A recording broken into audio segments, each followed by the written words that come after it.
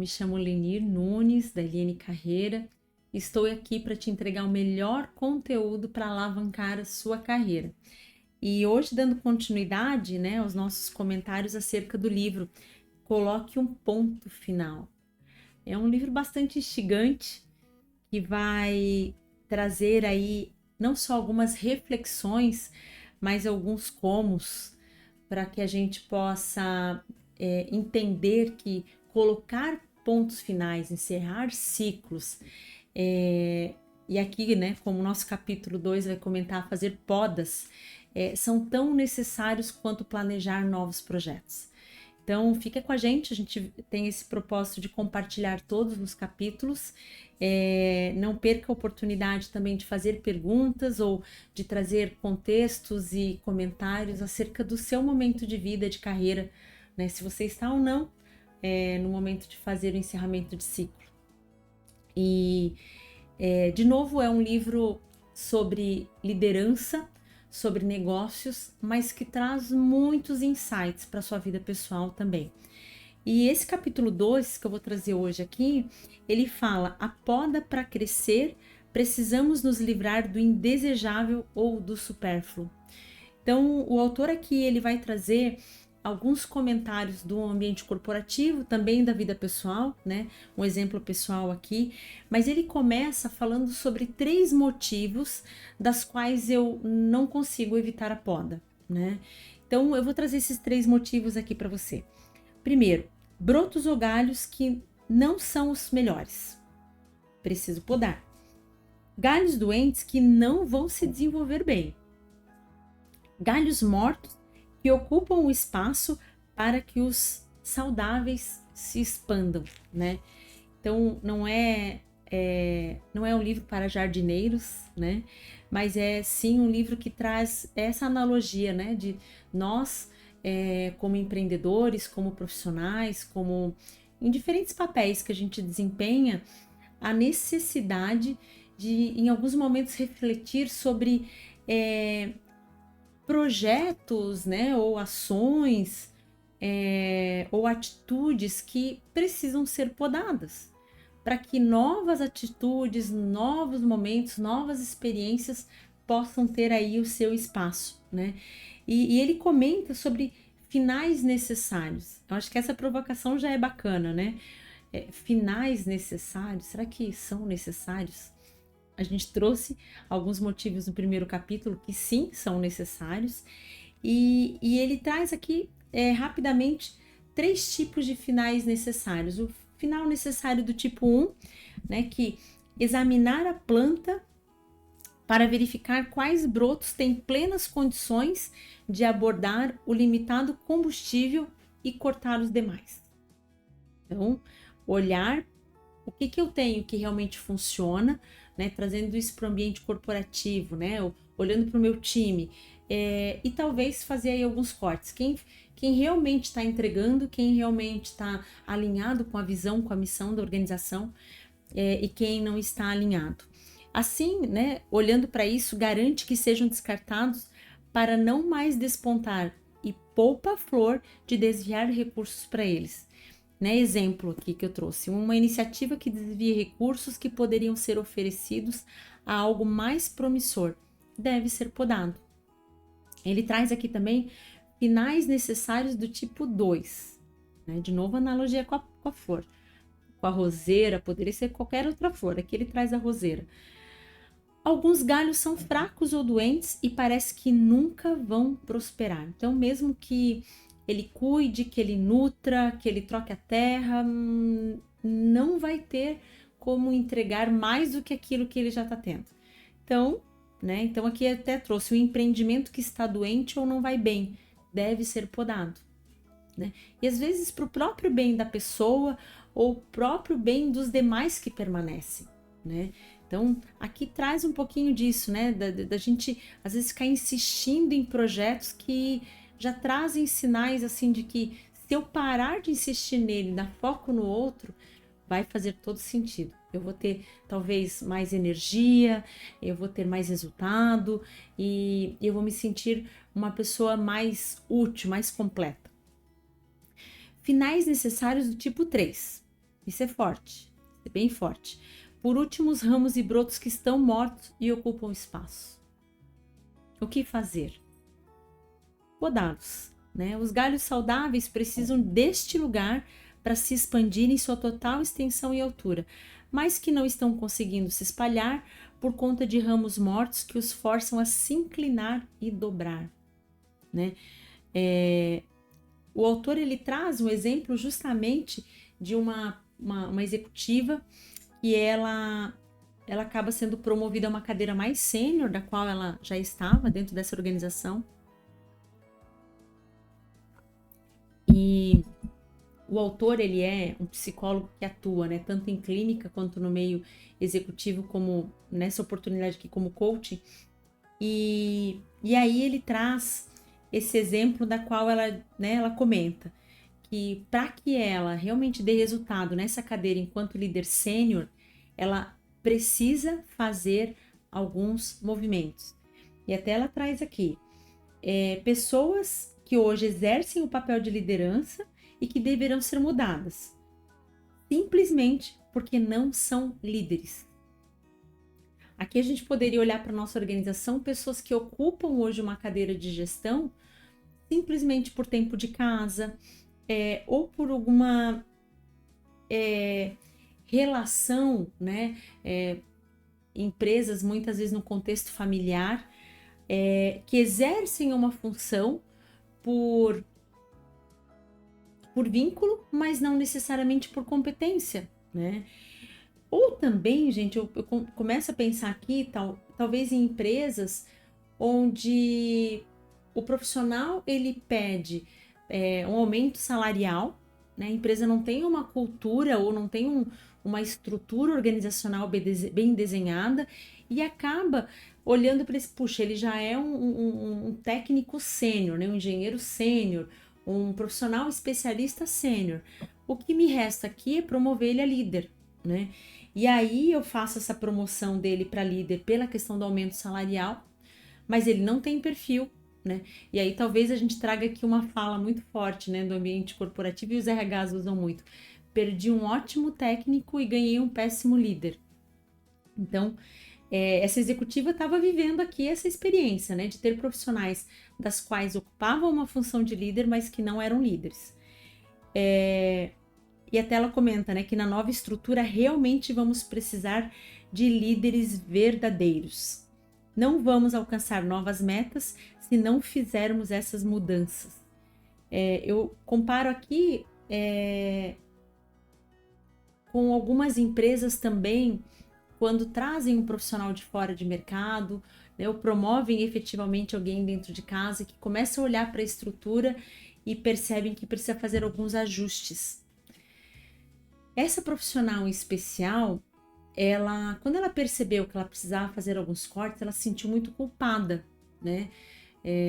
Porque ela entendia que isso ia doer, ia causar desconforto, ia gerar muitas pessoas frustradas, talvez, né? Até ela fala, ela comenta assim que, mas se eu fizer o que é preciso, haverá alguns retornos aos lares muito negativos. Aqui ela só fala de mexer em algumas pessoas, ela nem comenta necessariamente de desligar, mas ela fala em mexer nessas pessoas, tirar às vezes o cargo de gestão. Então, é importante que a gente pense sim que essa mudança vai gerar desconforto, ela vai gerar algumas insatisfações, né? Nós vemos empresas que quando desligam, né, fazem desligamentos, é natural. É natural que, no primeiro momento, a fala das pessoas seja de que foram injustiçadas, de que poderiam ter permanecido em detrimento de outras, né? Nós vemos em processos de outplacement na consultoria, né? Onde o profissional ele passa por etapas de luto quando ele é desligado, né? E aqui ela percebe que essa cena, né, essa cena temida de líder, ela iria passar, mas que ela precisaria entender que esse evento era negativo para uns, mas num conjunto seria positivo, né? Então, ela faz uma reflexão sobre a diferença de ferir e prejudicar. E aí, quando eu faço essa reflexão, nós todos nos sentimos feridos e às vezes ao encarar duras verdades, mas isso nos faz crescer, podendo ser a fonte de um imenso crescimento. Ou seja, isso não é prejudicial, né? Então, desligar, demitir, muitas vezes, pode ser a oportunidade para o próprio profissional se perceber que estava numa condição de inércia ou de não desenvolvimento ou de próprio conforto, né? Então, aqui ela precisava encarar isso. Então, era o papel necessário. Então, há 3 resultados possíveis quando se faz isso, e 2 deles são bons. O primeiro, a sua intervenção vai ajudar a encarar a realidade sobre as pessoas, né, sobre si mesma e contribuir para que elas evoluam. Então, essa abordagem de desligar, ela vai trazer aí grandes ganhos. Obviamente, toda mudança gera um desconforto, mas tem aí alguns ganhos. O segundo, pode ser que as pessoas estejam apenas desempenhando os papéis inadequados para seus perfis. Então, muitas vezes, o que eu percebo? Às vezes o profissional estava numa cadeira de líder por um processo natural de crescimento da empresa, que às vezes não tem uma política de avaliação, de assessment, de avaliação de potencial, mas ele vai crescendo na hierarquia por tempo, né? Não necessariamente por merecimento. E aí, quando ele vai muitas vezes para um outro desafio e ocupa uma cadeira de especialista, ele se percebe aliviado. Gente, não é raro isso acontecer. Não é raro. E isso se dá muito por esse modelo de crescimento, talvez de um contexto industrial mesmo, né? De que crescer na carreira é crescer hierarquicamente. Né? Quando a gente fala de modelos de carreira opt-out, principalmente, nós falamos de modelos que eu vou permanecer especialista, modelos onde talvez eu vou evitar uma promoção em prol da minha vida pessoal, do meu momento de vida, né? E tá tudo bem, não deixa de ser modelos de carreira onde o profissional está feliz. Então, não necessariamente, se eu não tenho perfil, não necessariamente eu tenho que ocupar uma função de liderança. Então, refletir sobre isso, né? Sucesso profissional não está associado a um crescimento linear de carreira, né? Então, pensar o que é sucesso profissional para mim ou para você. E ele vai falar sobre isso, tá? Deixa eu voltar aqui no segundo motivo. Então, pode ser que as pessoas estejam apenas empenhando papéis inadequados. E é papel do líder identificar isso, né? Nesse caso, o líder vai ajudar a deixar o caminho do fracasso e muitas vezes ingressar no caminho do sucesso.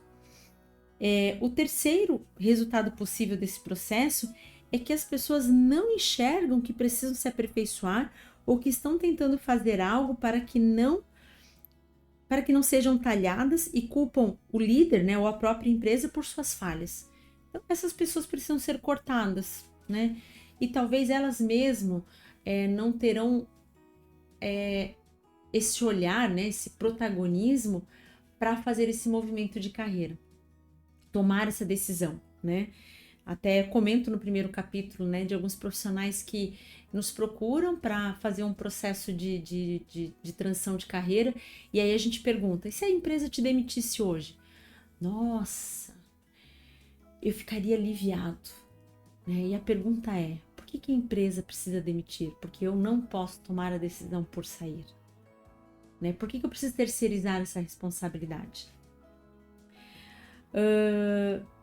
E aí, ele traz um exemplo muito bacana aqui, obviamente do contexto organizacional, do Jack Welch, né? Que, bom, todos sabem, né? Foi aí um dos grandes executivos, que foi um executivo aí que esteve à frente da GE durante muitos anos, e até ele é citado que Welch era um dos mais conhecidos podadores.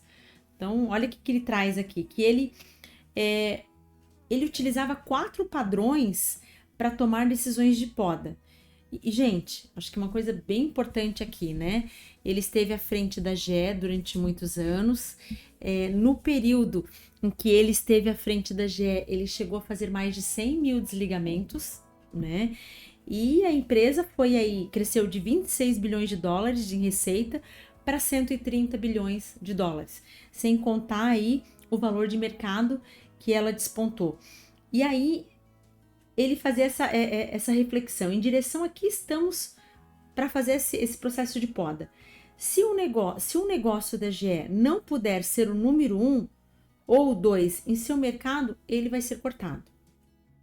Qualquer negócio que estivesse se debatendo doente seria consertado, vendido, fechado ou vendido. A cada ano, a GE demitiria no mínimo 10% da sua força de trabalho. Era um alvo. O Welch se livraria das burocracias que retardassem a comunicação, a produtividade e as ideias. E é muito interessante, né? Isso foi, gente, na década de 80, 70, né? E a gente percebe que muitas empresas na pandemia tiveram que fazer esses movimentos sendo obrigadas, né? Não mais por uma reflexão do executivo, mas por uma urgência do próprio mercado, né? E até ele teve um apelido aqui que era o Neutron Jack, por conta dos mais 100 mil desligamentos. E o que é bacana a gente pensar? O Welch tinha esse resumo, né? Conserte, feche ou venda. E talvez ele foi um precursor e que trouxe muito forte essa questão do ressignificar demissão. Ressignificar ser demitido, né? Porque talvez antes disso ficava muito óbvio que alguém permanecia numa empresa, permanecia numa organização para a vida inteira, né? Então, talvez fosse um padrão de sucesso para aquela época, né? E com esses movimentos, que obviamente a GE puxou o movimento de outras grandes empresas, foi forçado a refletir a ressignificar sobre ser demitido, né? Então, aqui talvez fique muito claro a necessidade de perceber que a empresa está se reestruturando. E talvez eu não seja comportado para esse novo momento da organização, né? Enfim, por mudança de estratégia, por fechamento de unidades de negócios, né? Então, eu começar a entender que ser demitido faz parte deste novo contexto. Então, precisou um executivo tomar essa decisão, fazer esse grande movimento para que eu entendesse que agora a empresa passa por um novo momento e que eu não me comporto mais nesse contexto, né? E eu gosto que ele fala em Eclesiastes, quando a gente fala que há tempo para tudo. Há tempo para sorrir, há tempo para prantear, né? E aqui ele fala que há tempo para desistir. Então, se lá em Eclesiastes, no Velho Testamento, né, já se falava sobre desistir como um tempo necessário, então, mais do que nunca, nós devemos entender que desistir é algo que faz parte da vida. Vamos pensar em outra palavra aqui, descontinuar, né? Descontinuar também faz parte. E aí eu trago para você isso. O que você precisa descontinuar na sua vida para despontar novas flores?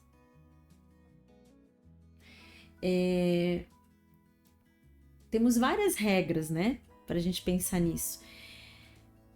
Ele traz também que o líder que é promovido ou que ocupa, né, vai ocupar uma nova função ou faz ou exerce, né, uma nova atividade, ele precisa em algum momento demitir. Faz parte do papel da liderança. né? E aí, às vezes, eu vejo algumas pessoas assim, eu quero tanto ser gestor, eu quero tanto ser, um dia ser chefe, né? E olha muito para esse bônus da liderança, né? Mas a liderança também tem seu ônus, né? De repente, como ela vai encarar desligar, é um ônus, né? Então, faz parte, né? Um líder que não demite, né, ao longo de 10, 15 anos atuando como líder, puxa, né? Será que não é um líder muito permissivo, né? Acomodado? Porque ele está trazendo aqui, faz parte do papel da liderança. A poda não é fácil, é difícil e haverá pessoas que condenam isso. Não importa o que você faça, você tem de decidir para onde vão suas diretrizes, seus valores e sobre os quais elas serão executadas e seguir em frente. E eu gosto muito dessa reflexão aqui. Como você define o sucesso e como você vai medi-lo, define se você terá ou não que fazer podas na sua vida. Então, se você deseja fazer alguns movimentos de carreira, se você em algum momento pensa em, puxa, em algum momento eu quero empreender, a poda vai fazer parte da minha vida. Eu vou ter que deixar essa carreira estável, né, de colaborador, de empregado dentro de uma organização, e vou ter que ir para um outro momento. É uma poda, né? Então, isso é o que vai definir o meu nível de coragem e o meu atingimento de metas, né? E ele continua comentando aqui sobre algumas subcategorias de poda, né? Que às vezes a gente pensa que são momentos drásticos, mas às vezes podar uma rotina, podar um comportamento, e ele traz aqui que redefinir algumas ações, né? Eu vejo isso muito nas empresas, né? E às vezes a gente traz alguém para o time e essa pessoa vem e faz uma provocação assim, mas por que essa reunião aqui ela acontece? Qual é a proposta dessa reunião? Aí, pá, verdade. Poxa, a gente poderia de repente eliminar essa reunião e fazer um follow-up por e-mail com o time, né? Então, refletir sobre algumas ações, pequenas ações, né? Tem pessoas que até comentam, por que vocês fazem essa reunião sempre às segundas-feiras? Quando eu entrei aqui na empresa, a gente já fazia isso. E a gente continuou fazendo, né? Mas será que hoje não tem outras ferramentas para que a gente possa fazer de forma diferente ou subtrair o tempo? Puxa, eu nunca tinha pensado nisso, né? E eu mudar, às vezes, uma coisa que eu estou acostumado, que é hábito, gera um desconforto. Mas eu não preciso deixar de fazer essa reunião. Mas eu posso fazer um reporte de outra forma, né? Pensando aqui em várias formas, né? Da gente refletir sobre o nosso tempo, né? Todos têm 24 horas por dia. Então, como é que a gente customiza isso? Como é que a gente aplica esse tempo? Né? Como é que eu invisto, né, essas horas que eu entendo que são produtivas? Enfim, né, temos várias formas de refletir. Temos pouco tempo, então vamos evitar certas questões e nos concentrar naquilo em que podemos fazer algo, né? Às vezes eu fico olhando muito para as empresas assim em reuniões de planejamento, né? De repente, em determinada reunião, eu não preciso envolver todas as pessoas. Eu envolvo pessoas chaves que depois vão desdobrar ações e vão delegar ações e cobrar resultado, né? Mas parece que essa ausência de competência para delegar, né? Essa autoridade, essa influência, enfim. Não, mas deixa eu trazer todo mundo aqui para a reunião, porque todo mundo vai ouvir e vai perceber que é importante, né? E refletir muitas vezes, por que eu faço isso?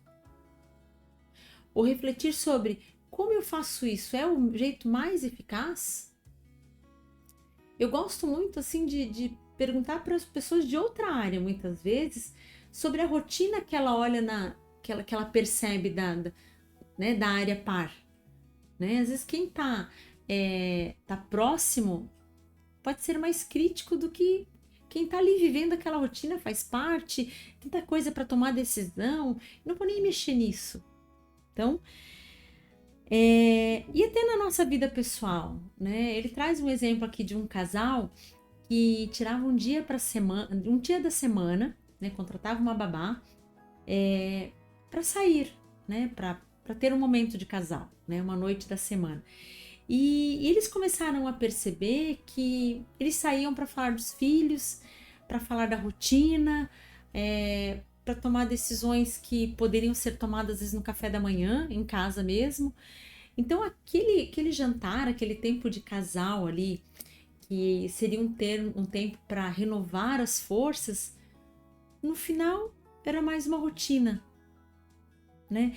No final se tornava até pesado. Puxa, de novo a gente tem esse compromisso, né? E aí eles tomaram uma decisão, né?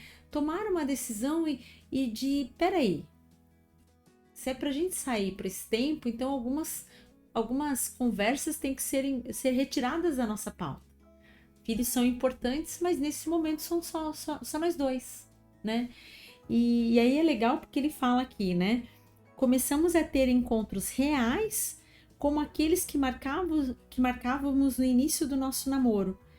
E aí eles começaram a dar atenção de fato um para o outro, e esses jantares se tornavam momentos para renovar sua energia, não como mais um compromisso, mas algo que eu estou acostumado a fazer. Então, trazendo aí o desejo de que realmente aconteça, né? De novo, usar os nossos recursos, usar o nosso tempo para algo que realmente tenha significado, né? E a pergunta do autor que ele traz aqui: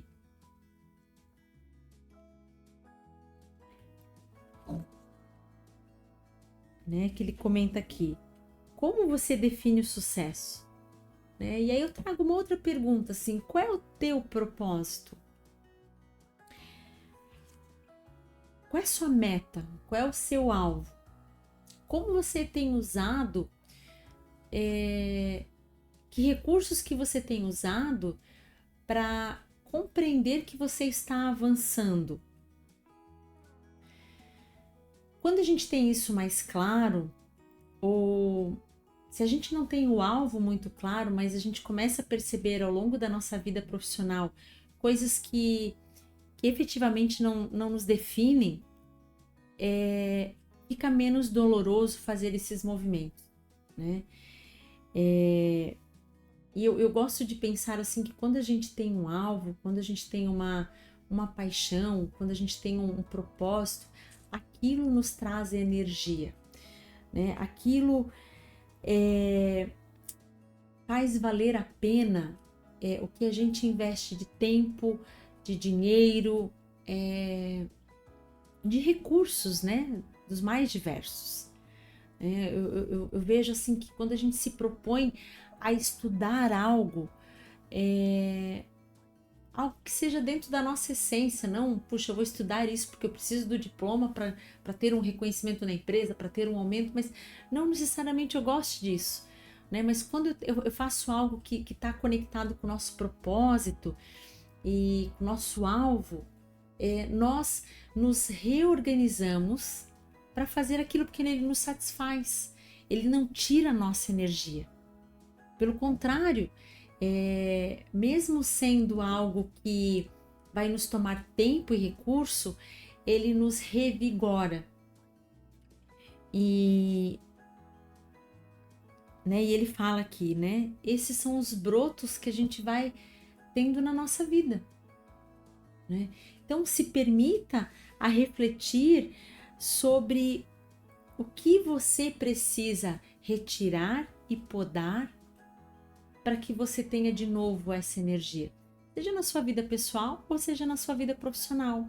Trazendo um pouco aqui para sua carreira, dentro da sua meta desse ano, o que você ainda não fez, né? Às vezes a gente fica esperando, né, um sentimento, né? Uau, eu vou acordar assim com muita vontade de fazer isso. E não, gente, não. Mas se aquilo está dentro do nosso alvo, né? Eu gosto muito de pensar que o que nos separa, né? De crianças fazem o que elas querem, né? Adultos fazem o que é preciso, né? Então eu vejo assim que se a gente sempre esperar assim aquela força interior, a gente nunca vai fazer, né? E por mais, eu falava sempre isso muito em sala de aula para os meus alunos, né? Por mais que nós vivamos o nosso propósito, nunca será 100% perfeito ou 100% uau, né? Tem coisas do meu dia a dia que eu amo muito o meu trabalho, amo muito o meu papel de mãe, o meu papel de voluntária, né? Exercendo um trabalho social, mas tem coisas dele que eu não gosto, mas que faz parte, né? Eu gosto muito de pensar assim no meu trabalho enquanto mãe, né? Enquanto o meu papel de mãe. É muito bom, né? Tem momentos assim que, puxa, como é que eu demorei tanto, né? Ou como é que eu vivia antes sem, né? Mas tem noites que as meninas têm febre e eu não durmo bem, né? E faz parte, né? Aquele momento ruim não define, não me diz que esse papel não realmente não vale a pena. É só um momento, né? Profissionalmente falando também, isso nos compete. Eu gosto muito do meu trabalho, mas às vezes, puxa, fazer 6 reuniões por dia para aproveitar uma viagem exaure, mas faz parte, né? É uma parte disso. Eu dizia muito quando eu lecionava que eu gostava muito de estar em sala de aula, gostava muito de estar em sala de aula com os alunos e preparar o material mesmo e ao longo do dia na consultoria muitas vezes ter insights para trazer para os alunos à noite. Mas tinha uma parte de dar aula que era ruim, que era lançar notas, ter que organizar conteúdos para fazer avaliação, né? Até porque o meu conteúdo, a minha disciplina era voltada à carreira e eu dizia muito para os alunos assim que na real eu vou ter certeza que eles passaram de ano na minha disciplina depois de 2 anos cursadas a disciplina, né? Se eles usaram o conteúdo para uma promoção dentro da empresa, ou às vezes para fazer uma escolha diferente daquela que eles vinham fazendo profissionalmente falando. Então, aquilo sim era evidência de que eles usaram todo o autoconhecimento que a gente trabalhou ao longo daquela disciplina para ter um protagonismo na sua escolha profissional ou pessoal, né? Mas eram necessários, né? Então, nunca uma escolha vai ser 100% do uso total ou pleno das minhas habilidades, né? Em alguns momentos eu vou ter que fazer coisas que não fazem tanto sentido, mas que no todo são necessárias. E o livro, ele traz o capítulo 2, né? Especialmente o capítulo 2, eu acho que ele vem muito forte para trazer essa evidência de que eu preciso muitas vezes me livrar de pequenos obstáculos, de brotos que já estão mortos, ou que não estão saudáveis, ou que não querem crescer, para que eu possa ter aí uma plenitude da minha roseira, né?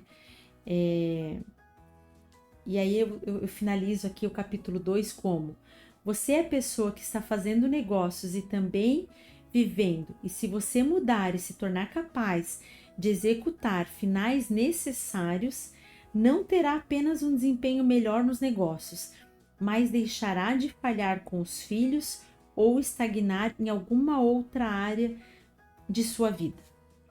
Então, fique com essa reflexão, né? Que poda é necessária para a sua vida hoje. Elenque talvez várias podas, mas defina as prioridades, né?